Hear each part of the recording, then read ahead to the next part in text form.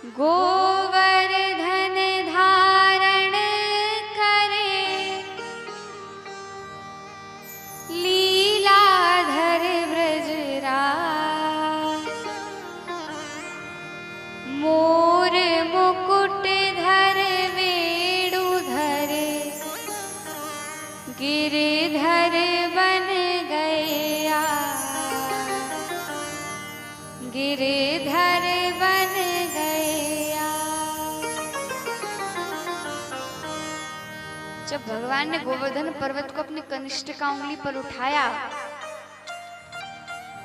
सो ये सारे ब्रजवासियों का आओ भैया इस पर्वत के नीचे सब लोग बैठ जाओ, खड़े हो जाओ। सब खड़े हो गए पर्वत के नीचे। सबरे बोले भैया लाला हम भी नहीं तेरी मदद करा लें।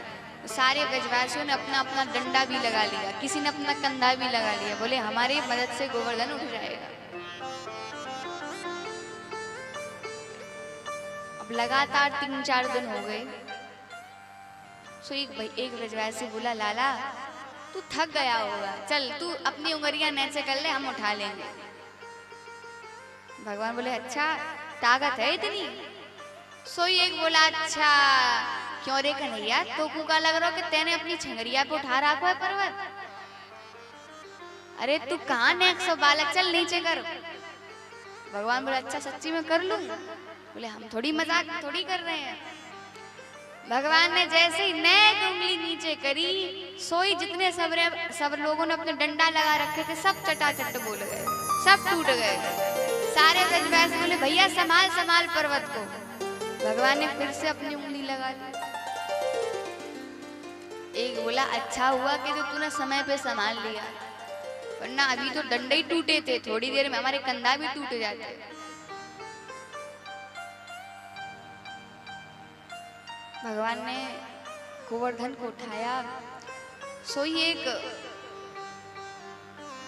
एक ब्रजवासी नंद बाबा के पास गया। बोले बाबा एक बात बताऊं? बोले बता। बोले पहलवान तो बहुत देखे हैं, हमारे घर में भी बड़े एक से एक पहलवान, पर तेरे लाला जैसा पहलवान पहली बार देख रहे हैं। क्यों? क्वा सप्ताहनो गाला क्वा महाद्रवि धारणा ततो नो जायते शंख व्रजनाथ तवात्म। कहाँ 7 साल का बच्चा और कहाँ 7 कोस का पर्वत। इस छोटे से बच्चे ने कैसे उठा लिया?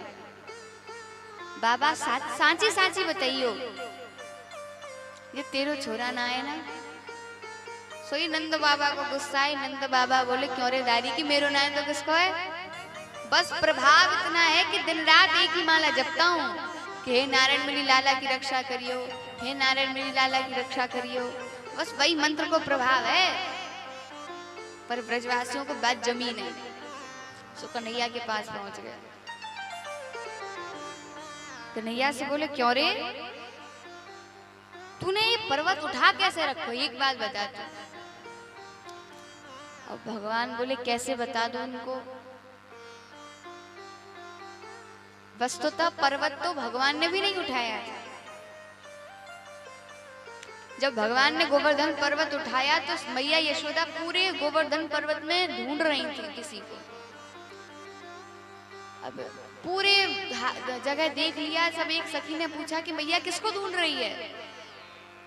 मैया बोली कुछ नहीं, हमारे यहाँ गर्गाचार्य जी आए थे, उन्होंने कहा था अगर लाला पे कोई भी संकट आए तो राधा रानी को लाला के सामने खड़ा कर दो, सारे संकट राधा रानी हर लेंगी। अब मुझे राधा रानी नहीं मिल रही, नहीं मिली सारे गोवर्धन में। सो कन्हैया के चरणों पे नीचे आकर बैठ गई यशोदा मैया। तभी इन्होंने देखा कि श्री राधा रानी कृष्ण के बिल्कुल पीछे अपनी पलकों को ऊपर करे हुए खड़ी थी, क्योंकि गोवर्धन पर्वत कृष्ण ने तो बस नाटक के लिए उंगली दिखा रखी थी कि लोगों को लगे कि कृष्ण ने उठाया है। असली पर्वत तो श्री राधा रानी ने अपनी पलकों पे उठा रखा था, बस पलकों पर। हर कृष्ण की जितनी लीलाएं हैं सारी लीलाओं को करती राधा रानी है, मगर श्रेय मिलता है कृष्ण को।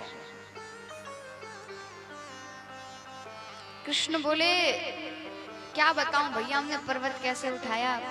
देखो तुम पूछ ही रहे हो बड़े प्रेम से, तो बता ही देता हूँ, सुनो। हमारे जो गुरुजी हैं उन्होंने मुझे एक मंत्र दिया था और कहा था अगर तुझ पे कोई संकट आए तो इस मंत्र को बोलना, जो तुम्हारे सामने खड़ा होगा उसकी आदि शक्ति तुम में आ जाएगी। सो भैया मैंने सोचा कि मैं अकेले तो पर्वत उठा नहीं सकता, तो मैंने वही मंत्र पढ़ लिया और तुम सब मुझे टुकुर टुकुर देख रहे थे और तुम देख रहे थे तो तुम्हारी आदि शक्ति हम में आ गई। सो एक बोला अच्छा अब आई समझ में कि तभी तो मैं सोचूं कि 4-5 दिन से मैं कमजोर सो लग रहा हूं। पहले तो तू माखन चुराता था, अब शक्ति भी चुराने लगा। ये है कृष्ण की भगवत्ता। पहले तो भगवत्ता दिखा दी कि हाँ मैं परमात्मा हूँ, उसके बाद उसको छिपाना भी था तो कह रहे हैं कि तुम्हारी शक्ति चुरा ली, और ब्रजवासियों को बात जम भी गई। कृष्ण कहते हैं मैंने पर्वत कैसे उठाया।